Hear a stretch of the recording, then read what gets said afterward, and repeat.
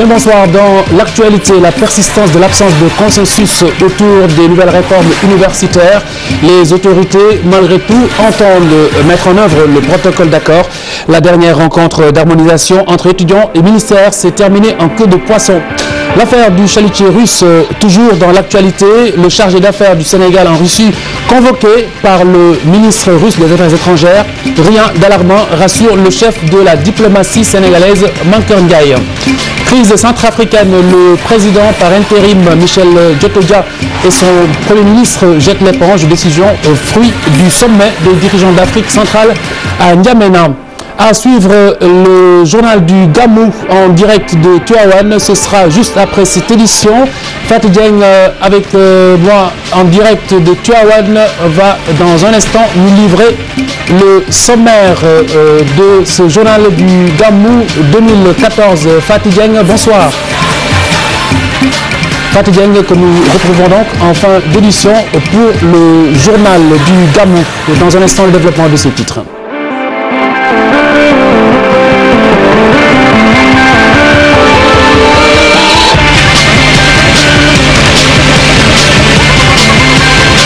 Négociation au ministère de l'enseignement supérieur étudiant, le gouvernement entend faire respecter le protocole d'accord qui souffre tout de même d'une absence de consensus total. Seuls Bambey, Thiès et Ziguinchor ont paraphé ce document. L'UGB de Saint-Louis a refusé de signer et l'UCAD a laissé son siège vacant. Mardieng et Patrice Bass, Hadiatala. La coordination des étudiants de Saint-Louis refuse systématiquement de signer le protocole d'accord qui lui est présenté. Les concertations entre les autorités et les étudiants n'ont pas abouti. Si les représentants des universités régionales de Bambey, Thiès et Ziguinchor ont paraphé le protocole d'accord, ceux de Saint-Louis, eux, refusent de signer. Nous condamnons fermement également le comportement des camarades de Thiès, de Bambey et de Ziguinchor pour avoir trahi toutes les décisions qu'on avait prises dans la coordination nationale des étudiants de Saint-Louis, des étudiants du Sénégal. Par conséquent, la coordination des étudiants de Saint-Louis démissionne de la coordination nationale et tient à dire que depuis le début, nous nous battions contre l'augmentation faramineuse. Raison pour laquelle aujourd'hui, nous pensons que les circonstances n'ont pas changé pour qu'on puisse changer notre position. Raison pour laquelle la coordination des étudiants de Saint-Louis refuse systématiquement de signer le protocole d'accord qui lui est présenté parce que considérant que ce pourquoi nous nous battions, ce que nous revendiquions ne figure pas en intégralité dans le protocole d'accord. Surpris par cette décision des étudiants de Saint-Louis, le ministre de l'Enseignement supérieur affirme que le protocole va être appliqué malgré tout. Nous avons lu lettre par lettre, mot par mot, le protocole d'accord. Et nous en avons discuté et nous avons adopté le protocole d'accord. Et chaque université a donné le nom du représentant qui devait signer pour elle. Et je confirme aux étudiants de Thiès, de Bambey et de Ziguinchor, le gouvernement du Sénégal respectera à 100% ses engagements. Vous aurez une année de paix, une année d'études et de travail dans vos universités. A noter que les représentants de l'université Cheikh Anta Diop de Dakar, qui concentre le plus grand nombre d'étudiants, ont boycotté la rencontre. Et puis cette bonne nouvelle pour les 447 diplômés de la faculté des sciences et technologies de l'éducation et de la formation, la FASTEF. Ces diplômés issus de la formation payante seront recrutés cette année. Décision annoncée hier à l'issue du Conseil des ministres. Ces sortants de la FASTEF avaient repris, je le rappelle, leur grève de la faim sans limite pour arracher leurs ordres de service des mains de l'État du Sénégal. Accord de consultation politique entre le chef de la diplomatie sénégalaise et son homologue chinois. Mankeur Ndiaye a accueilli Wang Yi dans le bureau de son ministère. Il est revenu sur les liens forts entre le Sénégal et la République populaire de Chine. Écoutez-le. L'objet de ces accords, c'est de créer des mécanismes de consultation politique entre les deux ministres des Affaires étrangères à travers les différentes représentations diplomatiques pour échanger de manière beaucoup plus assidus sur des questions d'intérêt commun. C'est extrêmement important que, par exemple, aux Nations Unies, que nos représentations diplomatiques auprès des Nations Unies puissent, sur certaines questions qui sont discutées aux Nations Unies, échanger et obtenir une convergence de vues. Donc ça, c'est des mécanismes très utiles qui permettent de renforcer la coopération et l'entente entre les gouvernements à travers les ministères des Affaires étrangères. La Chine a exprimé son engagement, sa détermination à accompagner le président de la République, à accompagner le gouvernement du Sénégal dans la mise en œuvre de sa politique économique en finançant d'importants projets, notamment dans le domaine des infrastructures. Donc une liste de projets prioritaires est en cours d'examen. En marge de cette rencontre, le ministre s'est exprimé à propos de la convocation du chargé d'affaires du Sénégal en Russie par son homologue de ce pays. Convocation au sujet de l'affaire du bateau russe arraisonné pour pêche illicite dans les eaux sénégalaises. Craindre, selon lui, en ce qui concerne les relations entre les deux pays. Mankan Ndiaye. Hier, effectivement, notre chargé d'affaires, parce que notre ambassadeur est à Dakar, notre chargé d'affaires à Moscou a été convoqué par le vice-ministre des Affaires étrangères pour justement solliciter des éléments d'appréciation et d'information sur ce qui s'est passé à Dakar. Et notre chargé d'affaires a donné les éléments qui étaient en sa possession. Et nous allons poursuivre également les consultations, les concertations avec la Russie. Nous avons d'excellentes relations de coopération, de consultation politique. Cette opération ne peut nullement entacher la qualité des relations. C'est des situations qui arrivent. La Russie a tout à fait le droit d'interpeller le Sénégal sur ce qui se passe, ce qui s'est passé. Et nous avons l'obligation également de donner des éléments de clarification, d'information. Donc nous sommes à ce stade aujourd'hui. Donc je le redis, j'ai moi-même pris l'initiative de recevoir, pas de convoquer, mais de recevoir en toute amitié l'ambassadeur de Russie à Dakar en présence du ministre de la Pêche chargé de ce dossier pour lui donner des éléments d'information sur ce qui s'est passé.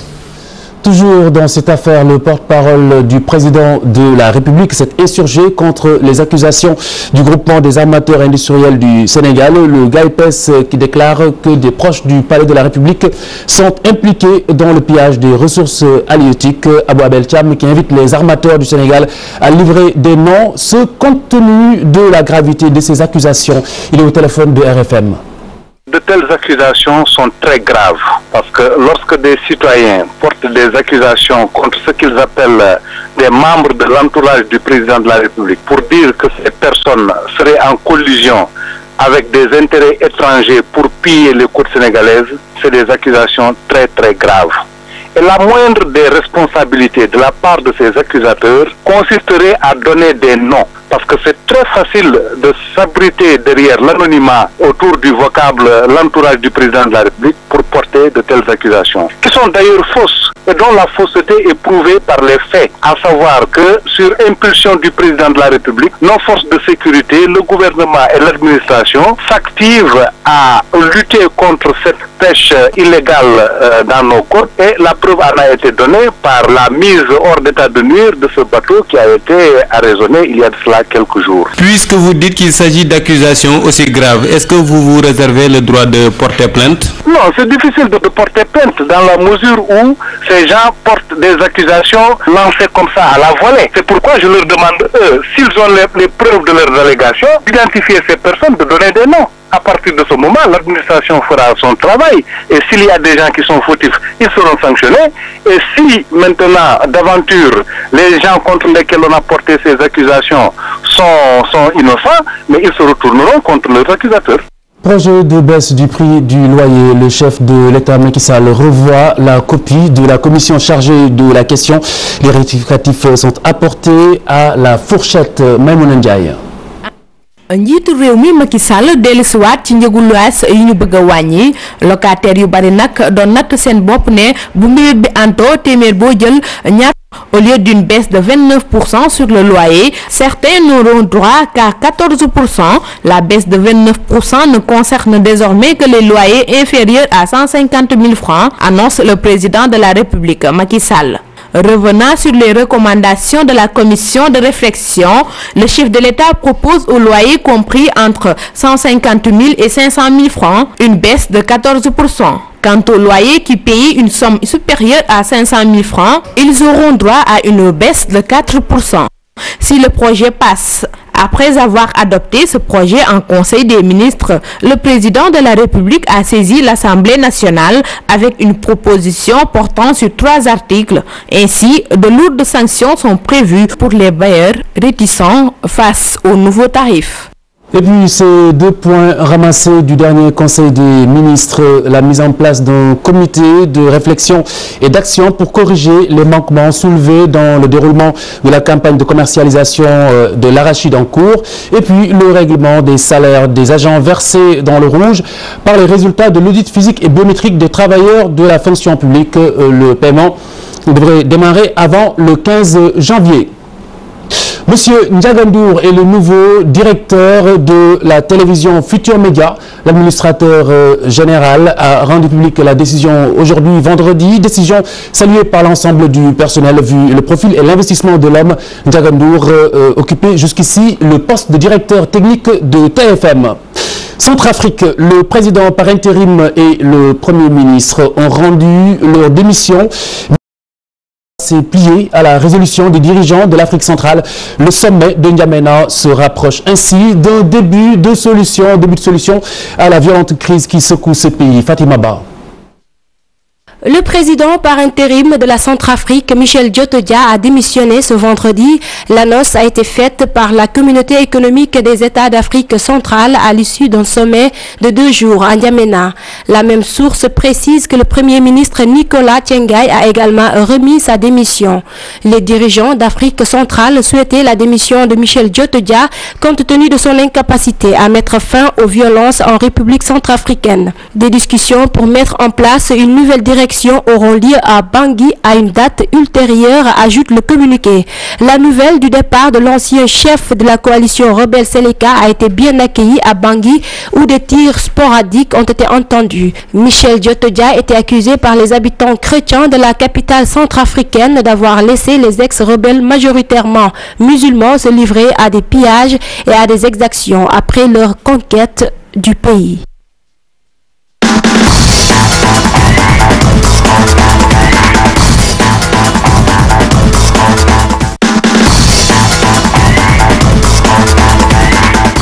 Bonsoir. Bonsoir Khalifa. La page des sports que nous démarrons avec, je vous laisse deviner, du football. Du football avec le port autonome de Dakar, sans conteste la bonne surprise en ce début de saison de Ligue 1, leader avec 10 points, meilleure attaque avec 8 buts. Les Portuaires ont également dans le rang l'actuel co-meilleur buteur de ce championnat, Fadel Fall, déjà 3 réalisations à son actif, suffisant pour voir plus grand. Suivons ce reportage de Abdelaziz Khan, image de Subaru.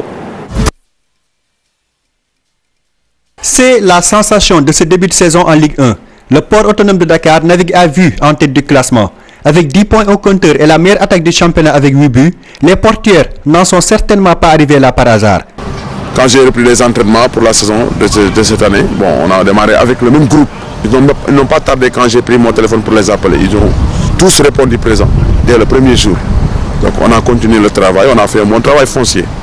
Ils ont été réceptifs au discours, à la préparation, ils se sont beaucoup investis et ils ont bien travaillé. Et voilà, on est là. Mais nous avons joué 4 journées de championnat. Donc on peut dire que c'est un championnat sénégalais, tout le monde le connaît, c'est un championnat difficile. Les équipes se valent. Ce qui est important, c'est de remettre les pieds sur terre, de se concentrer davantage, de continuer à travailler, de s'investir pour le futur. Parce que je pense qu'en matière de football, tout peut arriver et ça vient rapidement. Donc nous, on va continuer à travailler dans l'ombre, sans bruit de trompette, sans parler. Et on verra après, à la fin de... Après avoir décroché la 5e place la saison dernière en tant que promu, le port, après ce début de saison en fanfare, a d'autres ambitions. En tout cas, l'ambition de Maïdaf cette année, c'est ça. C'est d'essayer de jouer les premiers rôles. Et nous sommes dans la bonne voie. Ça veut dire que l'année passée, on était venu parce que... On était venu, comme tu as dit, avec beaucoup d'ambition, mais avec beaucoup de respect, parce qu'on était venu fraîchement de la 2e division. Il y avait des joueurs qui venaient des Nawetan ou des nationales et tout ça. C'était l'apprentissage de l'élite du football sénégalais. Donc c'est pourquoi même on a pêché parfois des matchs qu'on devait gagner. On a pêché, on a fait match ou bien même on a perdu. Mais comme j'ai dit, à la fin du championnat, les 6 derniers jours du championnat m'ont donné beaucoup d'idées. J'ai réfléchi à la fin du championnat avec mon staff. J'ai bien réfléchi, j'ai appelé une réunion d'évaluation, on a bien fait. On n'a pas beaucoup recruté, surtout on a recruté des jeunes joueurs. On a renforcé avec des joueurs aussi de la formation. Bon, on a maintenu le groupe qui a terminé le championnat. Avec ce même groupe-là, ils ont démarré le championnat. Et voilà le résultat, parce que c'est le groupe-là, ils se connaissent ensemble. La réussite actuelle des portiers est symbolisée par les performances de son milieu de terrain, Fadel Fall, actuel co-meilleur buteur du championnat avec 3 buts. Bon, c'est le fruit du travail, d'autant plus que Mike Daf m'a beaucoup libéré dans le jeu, dans l'entrejeu. Parce qu'en ce moment, lors des phases offensives, je me retrouve toujours dans la surface de réparation. Après, je vais retourner défendre. Ouais. C'est pourquoi je peux dire que c'est le fruit du travail de Malik Daf, surtout qu'il m'a beaucoup libéré. Je venant des HLM, en connaissant Fadel, c'est un leadership, quelqu'un qui est réceptif, très tactique. Vous avez vu que maintenant, Fadel progresse dans le jeu et enfin, Fadel devient le meilleur buteur du championnat. Donc l'équipe produit du jeu maintenant, mais reste toujours dans sa philosophie. Malik Daf a déjà connu les délices d'un titre de champion avec le Port en 2005. S'il lui trottait dans la tête l'envie de rééditer l'exploit, il sait quel chemin emprunter. Football sur le continent avec le sacre pour la 3e fois consécutive de Yaya Touré, désigné Ballon d'Or africain par la CAF devant John Obi Mikel, le Nigérian, et son compatriote Didier Drogba, même si le milieu de terrain n'a gagné aucun titre avec City, encore moins avec la Côte d'Ivoire. Yaya Touré a tout simplement été époustouflant de par son talent et de par son jeu. Charsigan Djan. L'Ivoirien Yaya Touré remporte pour la 3e fois d'affilée le titre de meilleur joueur africain. Il devance le Nigérian John Obi Mikel et son compatriote Didier Drogba.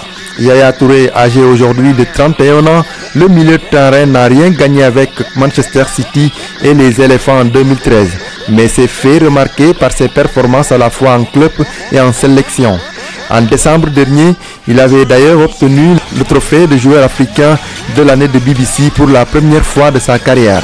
Avec 373 points, le milieu de Manchester City devance John Obi, le Nigérian pensionnaire de Chelsea, crédité de 265 points, et Didier Drogba 3e avec 236 points, selon les votes du jury composé de sélectionneurs et de directeurs techniques nationaux. La Confédération africaine de football a finalement récompensé ce jeudi 9 janvier à Lagos le milieu de terrain ivoirien. D'autres distinctions octroyées hier à l'occasion de la cérémonie des GloCAF Awards. Stéphane Keshi, désigné meilleur entraîneur avec son titre de champion d'Afrique lors de la CAN 2013. Sa participation à la Coupe des Confédérations et bien sûr la qualification du Nigeria à la prochaine Coupe du Monde est prévue au Brésil. À ce titre également, le Nigeria désigné meilleure équipe d'Afrique. Et l'incontournable Mohamed Abou Trika, sacré meilleur joueur africain basé en Afrique. L'Égyptien qui vient justement de raccrocher les crampons a remporté l'année dernière la Ligue africaine des champions. On parle de football, mais cette fois-ci en Europe avec un focus sur un match attendu lors de la 19e journée de Liga espagnole. Le choc entre le FC Barcelone et l'Atlético Madrid, ce sera demain à 19h temps universel avec 49 points au compteur de chaque équipe. Le FC Barcelone ne doit sa place de leader qu'à sa meilleure différence de but. Un match attendu, n'est-ce pas, cher Tidiane Diaw? Il y avait le Classico Barça-Real les années précédentes. Cette année, pour le sommet de la Liga, on parlera de Barça-Atlético. Les Colchoneros, à égalité avec les Catalans en tête du championnat, réalisent une première partie de saison exceptionnelle, amenée par le très rigoureux Diego Simeone, spécialiste dans l'art de motiver ses troupes. Les Rojiblancos, jusque-là invaincus au Calderón, ont une belle carte à jouer face aux hommes de Tata Martino, qui pour l'occasion vont compter sur le retour de Lionel Messi, absent des terrains depuis 2 mois. La forme qu'affiche ce Barça rend encore le match plus indécis. Verdict ce samedi à partir de 19h. Voilà pour l'essentiel de l'actualité sportive. Merci Mme Fatou, excellent week-end à suivre sur cette antenne à 21h. Les affaires de la cité avec Mamouri Rakan. Les affaires de la cité, best of, première partie. Le journal du Gamou, ce sera dans quelques instants également sur cette antenne avec l'équipe de TFM sur place. Fatou nous présentera également cette édition, la première du Gamou de 2014. Elle est avec moi en direct de Tuawan. Bonsoir Fatih Dieng. Fatih Dieng que vous retrouvez dans un instant.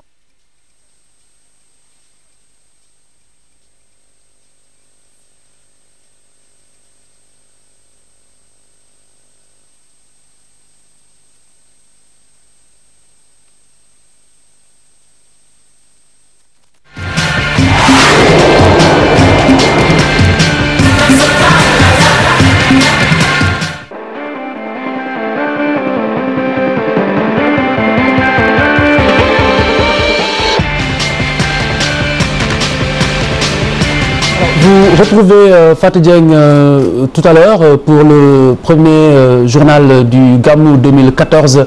Juste la bande son qui va pas tarder à suivre les images. Bonsoir.